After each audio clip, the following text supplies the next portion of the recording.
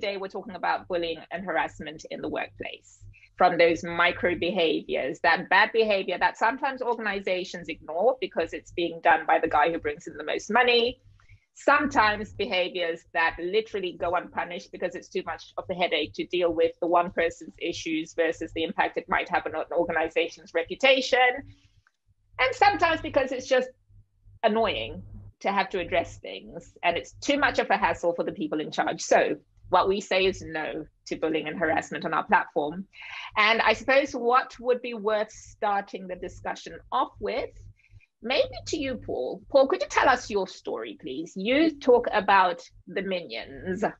Sure. I would like to hear your minion story to kick us off today, please. Well, imagine that I was general counsel to a very large company, billions of dollars of business a year, many thousands of employees.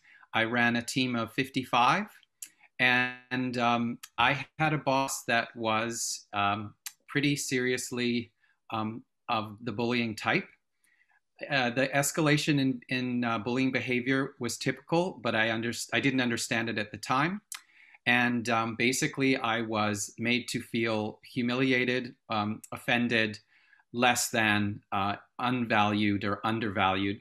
And the pinnacle of it was a Christmas present. So a stocking that was hanging from my office door when I arrived one morning with this little fellow sticking out of the top of it. And for anyone who doesn't know what this is a little minion doll, a Disney character actually, that represents a nameless, faceless servant who derives its authority or its sense of self from being ordered around.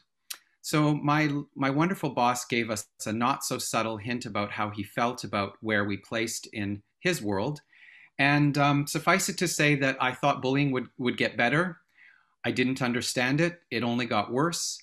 I got worse as the escalation and severity of the behavior got worse. And I ended up fainting at work. And I've never done anything like that previously. I will get to the chase. I did not understand my adrenal glands were not functioning any longer because I had been under very long stress. And my heart was thinking I was releasing adrenaline, but there was none there. And I kept fainting. And so I was kept off work, never went back to work. If you can imagine, I left one day to go to the doctor and never returned. And I ended up being diagnosed with post-traumatic stress of a severe nature. And it took me a year and a half to recover. And I wrote books and articles. Those became posts and published. And here I am today.